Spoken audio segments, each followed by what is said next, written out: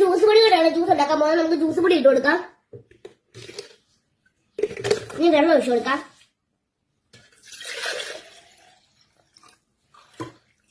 കളറില്ലാത്ത juice പൊടി നമുക്ക് കുറച്ച് മഞ്ഞപ്പൊടി ഇട്ട് കൊടുക്കാം. ഇവിടെ കളറൊക്കെ ഉള്ളതായിരുന്നു, പക്ഷെ കാണുന്നില്ല. നമുക്കിനി ഇതൊന്ന് മിക്സ് ചെയ്യണം. ഇത്രയും കളർ പോരെ, നമുക്ക് കുറച്ചും കൂടി ഇട്ട് കൊടുക്കാം. ഇപ്പൊ കറക്റ്റ് ടാങ്ക് കണക്കായിട്ടുണ്ട്. അപ്പൊ നമുക്ക് പച്ചമുളകും തക്കാളിക്കും ഒന്നും അപ്പൊ നമുക്ക് ഇച്ചിരി ടാങ്ക് ഇട്ട് കൊടുക്കാം. ആ ടാങ്കും പോട്ടെ, മുളക് പൊടി ഇട്ട് കൊടുക്കാം. ഇത്ര മതി. മുളക് പൊടി അധികം ഇല്ല, നമ്മൾ കുറച്ച് മുളക് പൊടി ഇട്ട് കൊടുക്കാം. കുറച്ചുകൂടി ജ്യൂസ് കൂടി ഇട്ട് കൊടുക്കാം.